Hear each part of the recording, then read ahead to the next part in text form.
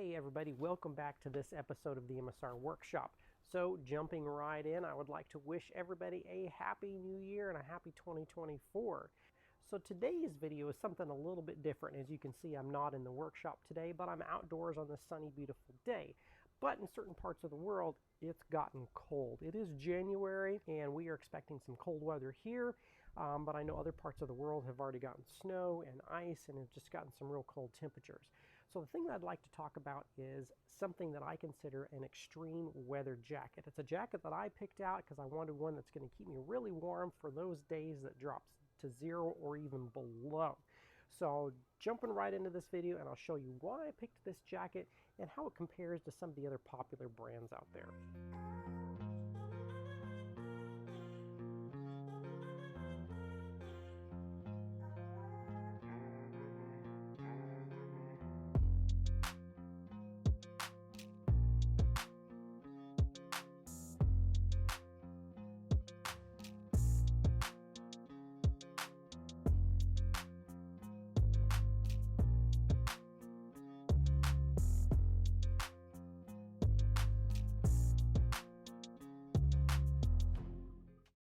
Alright guys, so the jacket that you're looking at in front of you is a brand called Survival Canada. Now one thing that may come to mind immediately is it does look similar to the other popular brand that is Canadian made, which is Canada Goose.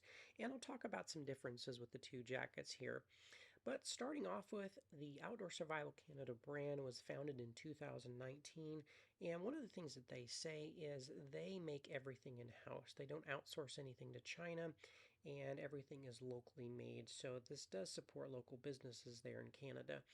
Now, just taking a look at their jackets, this is a big bulky jacket because it is rated for negative 40 degrees. Now they carry everything from urban just puffer jackets to jackets that you could take on an Arctic mission that are rated for negative 60 degrees, and that's 60 degrees Celsius. This one is rated for negative 40 degrees Celsius, which is the same as negative 40 degrees Fahrenheit.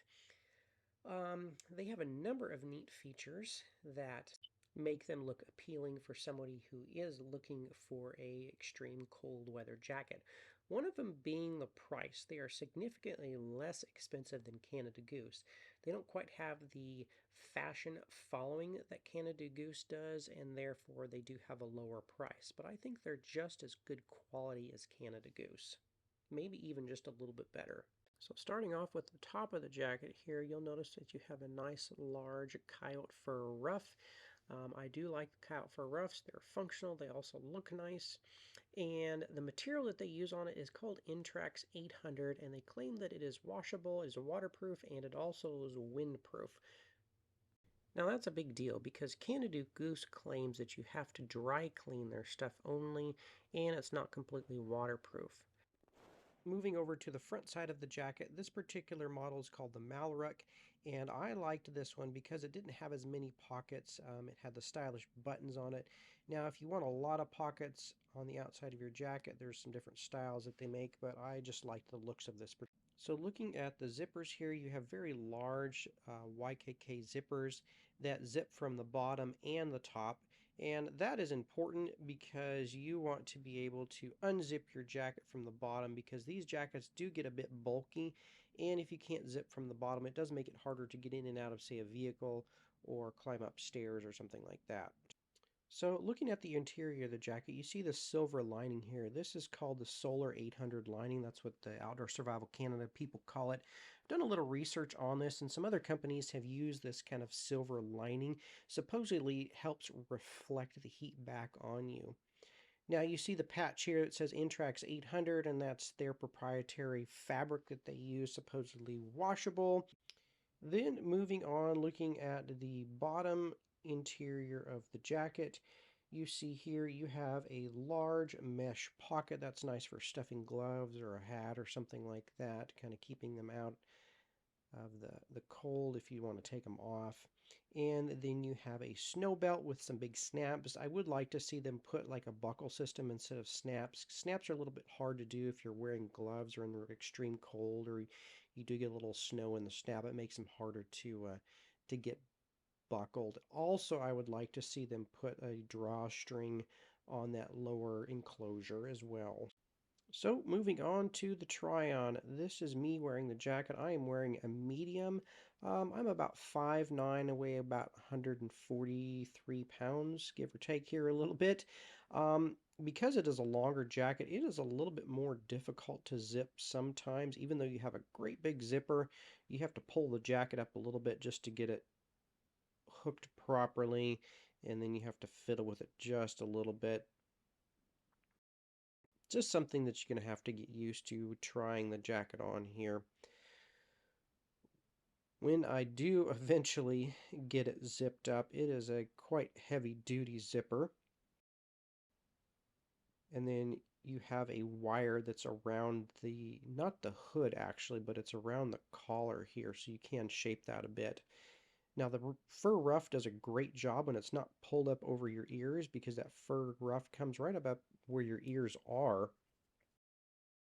and it makes a nice little windbreak or earmuffs. So it actually does a good job of kind of keeping your head warm. You have a strap in the back, so if you don't want your hood to be so deep and you kind of disappear in the back, you can cinch that strap up and it pulls your head more forward. And then when it's off again, it just kind of hugs around your ears, kind of keeps your ears warm. So it does a really, really good job. I don't find the movement restricting much at all. Now, one other thing is you can zip it up from the bottom if you have trouble, say, hiking up a hill or whatever, and it gives you a little bit more leg movement. Here's that snow strap again. It does have a little bit of downfill in that snow strap, and then you've got two snaps. Now again, I would like to see them use a buckle here and then a drawstring so you can cinch it up tighter if you need to, or if you feel like it's a little bit loose. Of course, if you're wearing a number of layers, it's probably going to fit a bit tighter, because most people, when they're out in extreme cold like this, aren't just going to wear a jacket. They're going to have a few base layers on as well. Now, one interesting thing is they didn't put a mesh pocket on both sides. They just put it on the one side. I'm not sure why they did that. Now, you do have an interior pocket that looks to be a waterproof pocket, because it's kind of like this rubber lined material on the one side, and it zips up. It's a great place to keep your phone. And then you have that silverized lining. Now, what I'm doing here is these straps. These are kind of like backpack straps. So if you're in a store or have gone into a building or something like that, don't want to completely take your jacket off, put it on a chair or something, and you want to kind of keep track of it, you can wear your jacket kind of like a little backpack. So then you just, hang it off your back, and then when you're ready to put it back on, then you just throw your arms back in and you're good to go. Now the weather is pretty warm right here. I say warm, it's, in the 50s, but while after I've filmed this, the weather did drop down into the single digits. It was about 2-3 degrees while I'm sitting here doing the recording on this, and my wind chill was about a negative 13-14 degrees. So it got quite cold, and I got to wear this outside quite a bit, and it did a fantastic job. Now here I'm just zipping the ruff off to show you what I'm going to add next to it. Because if you wash this, you want to definitely take the ruff off, or if you just don't want the fur, if you think it's a little obnoxious looking, you can definitely zip it off, or you can zip the whole hood off at one piece. So the next thing I kind of want to show off is a custom-made ruff I had made for me from a company called the Boundary Fur Sewing Company out of Alaska. This is a combination of Wolverine fur and wolf, and it's something that I've wanted for a very long time.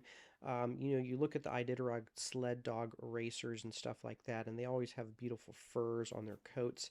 And Wolverine fur is probably one of the best, if not the best, fur for moisture buildup around your parka, and it helps prevent it, and it just really won't uh, build up any frost on it. It just kind of flakes off just because the way the fur is. Now, these are all handmade, and she makes a number of different types of fur ruffs, some different furs. She also makes beaver mitts and gloves and caps as well. So very, very beautiful stuff. Now, I know this is not for everybody, but this is something that I definitely wanted. Now, it comes with a very long piece of fabric, which kind of gives the tunnel a bit deeper. So if you got that stream blowing cold snow, this kind of shelters your face and kind of gets you back inside your coat to kind of keep the wind out. Helps block all that extra wind. And that fur does a great job of helping protect you from this. And then you just kind of fold it back when you don't want that full tunnel. Um, Definitely is a bit bigger, but I think it's a beautiful piece of fur, and it kind of takes this jacket, I think, one step farther. But if you're interested in these, I will leave a link in the description below where you can actually contact her and see about possibly getting one for your jacket. Well, guys, that's the end of this video. I hope you enjoyed it. I really think it's a nice jacket.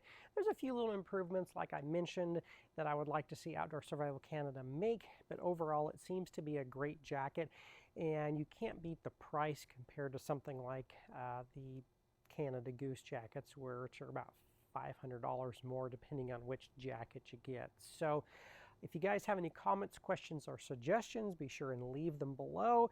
And as always, thanks again, and don't forget to hit the like and subscribe button.